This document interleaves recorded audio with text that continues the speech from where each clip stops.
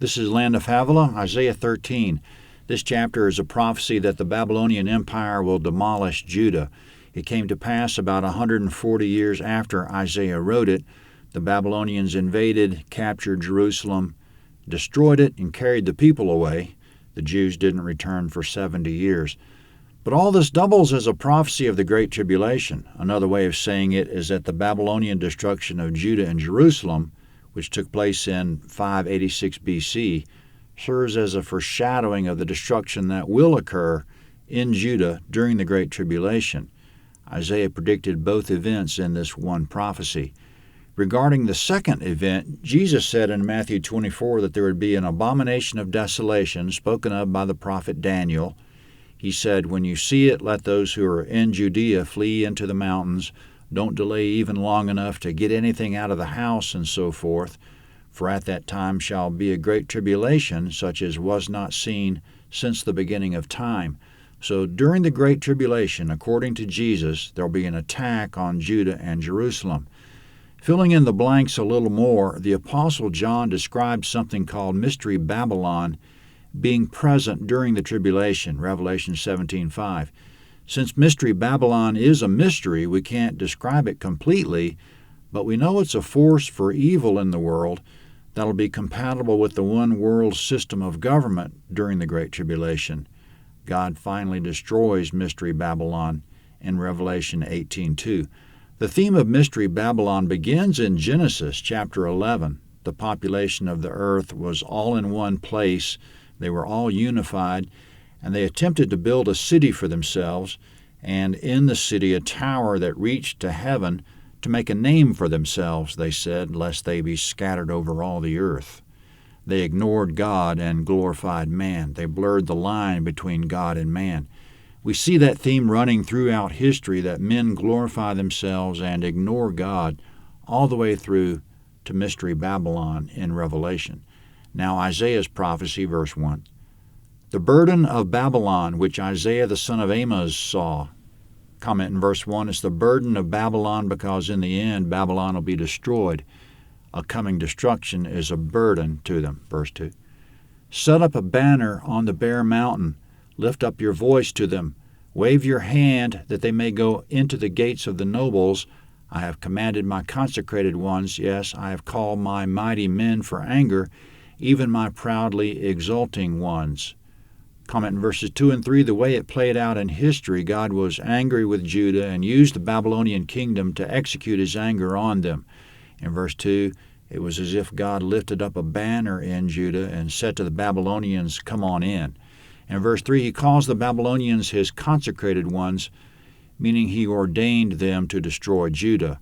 The ancient Babylonians were proudly exultant in verse 3, which is the same as the self-glorification of Mystery Babylon in Revelation 18:7.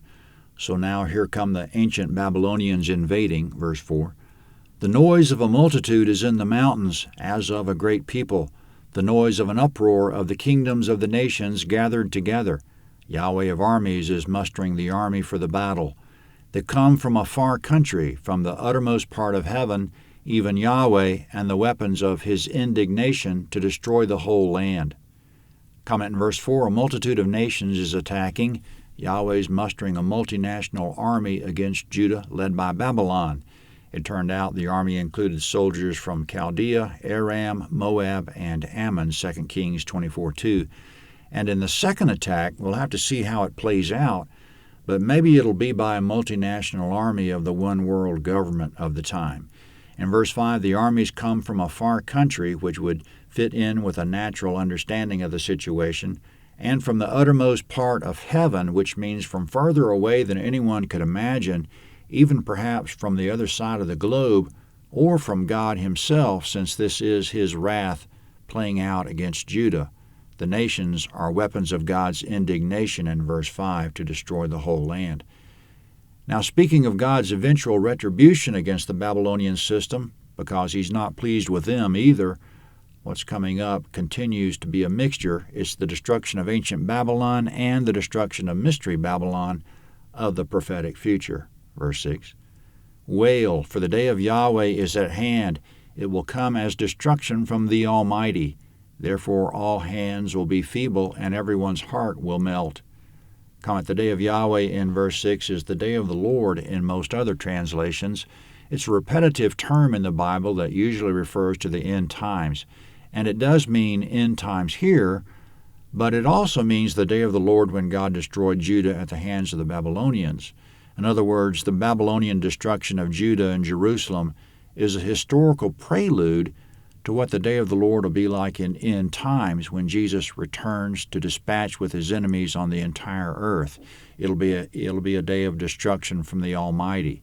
In verse 7, it'll be a day of feeble hands and melting hearts. It was that way when the Babylonians invaded Judah, and it'll be the same when Jesus returns to the earth. It'll be a day of terror, Amos 5:18-20. Still speaking of the day of the Lord, both the historical version and the future version, verse 8. They will be dismayed. Pangs and sorrows will seize them. They'll be in pain like a woman in labor. They'll look in amazement one at another. Their faces will be faces of flame. Behold, the day of Yahweh comes, cruel with wrath and fierce anger, to make the land a desolation and to destroy its sinners out of it. For the stars of the sky and its constellations will not give their light. The sun will be darkened in its going out, and the moon will not cause its light to shine. Comment, in the historical day of the Lord, when the Babylonians invaded Judah, the darkening of the stars, sun, and moon was symbolic of difficult times. It wasn't literally dark at the time. At least the biblical account of it doesn't mention any literal darkness or disturbances in the heavens. But in the tribulation, there's a possibility that the darkening of the sun, moon, and stars will be literal. Jesus described darkening of the heavenly bodies as the final sign that he was about to appear, Matthew 24:29. Whether that was literal or figurative, we'll have to see. Now, coming up, more about the day of the Lord, which was the invasion of Judah in ancient times, and the day of the Lord in end times. It'll be a frightening day. But let's keep in mind that when Isaiah wrote this, both events were in the future. Since he was right about the first event, he'll be right about the second one also. Verse 11, I will punish the world for their evil and the wicked for their iniquity. I'll cause the arrogance of the proud to cease and will humble the arrogance of the terrible. I'll make people more rare than fine gold, even a person than the pure gold of Ophir. Therefore I'll make the heavens tremble, and the earth will be shaken out of its place in Yahweh of armies' wrath, and in the day of his fierce anger. It will happen that like a hunted gazelle and like sheep that no one gathers, they'll each turn to their own people and will flee each to their own land. Everyone who's found will be thrust through. Everyone who's captured will fall by the sword. Their infants also will be dashed in pieces before their eyes. Their houses will be ransacked and their wives raped. Comment in verse 11, quote, I'll punish the world for their evil, end quote. It's a prophecy against the entire world that when Jesus returns, he'll punish the world for its evil. In verse 12, people will be more rare than fine gold, which means not very many people will survive the Lord's return. In ancient times, Judah was left depopulated, 2 Kings 25:11 and 12. And by reading Revelation, we wonder if anyone in the world survives, but from Isaiah here, we know that at least a few rare ones will. Then in verse 16, infants will be dashed in pieces, houses ransacked, and wives raped, which describes the Babylonian invasion, but it might also describe last-minute evils perpetrated by man in the day of the Lord. Now, turning to the invading Babylonians and what will eventually happen to them, verse 17, Behold, I'll stir up the Medes against them, who will not value silver, and as for gold, they will not delight in it. Their bows will dash the young men in pieces, and they shall have no pity on the fruit of the womb. Their eyes will not spare children. Babylon, the glory of kingdoms, the beauty of the Chaldeans' pride, will be like when God overthrew Sodom and Gomorrah. It will never be inhabited, neither will it be lived in from generation to generation. The Arabian will not pitch a tent there, neither will shepherds make their flocks lie down there. But wild animals of the desert will lie there, and their houses will be full of jackals. Ostriches will dwell there, and wild goats will frolic there.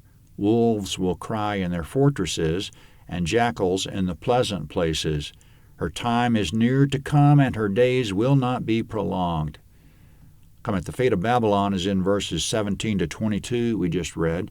In verse 17, God will stir up the Medes against them. That came to pass when the empire of the Medes and Persians under Cyrus the Great conquered Babylon in 539 B.C. In verse 19, Babylon will be like when God overthrew Sodom and Gomorrah, meaning Babylon will be wiped out of existence. In verse 20, it'll never be inhabited or lived in from generation to generation. That's the case now that today Babylon is uninhabited, except that it's an archaeological site. In the final verses, 21 and 22, wild animals will inhabit Babylon, which is the case today. So in summary, the day of the Lord in the end times will be a day of terror and judgment against the world, similar to the terror in Judah when the Babylonians invaded. And also, God will judge Babylon, which we saw in ancient times, and which we'll see again in the Great Tribulation. God will destroy Mystery Babylon, the mother of abominations, throughout history. Revelation 17:5. We mentioned the abomination of desolation prophesied in Daniel 11:31 and 12:11. The fulfillment of it turned out to be the setting up of an idol in the temple of the Lord by Greek king Antiochus Epiphanes in 167 B.C. Then when Jesus came, he pointed out that the same prophecy of Daniel applied to the Great Tribulation, Matthew 24:15. It seems there will be a temple in Jerusalem at the time of the tribulation, and the man called Antichrist, or man of sin, or man of destruction, will sit in the temple, setting himself up as God, 2 Thessalonians 2:4. Immediately after that abomination, there will be an attack on the Jews in the area, Matthew 24:15 to 21. That attack will resemble the attack by the Babylonians according to this chapter of Isaiah. But that's all an attempt to fit together this mysterious puzzle. Isaiah 14 is next.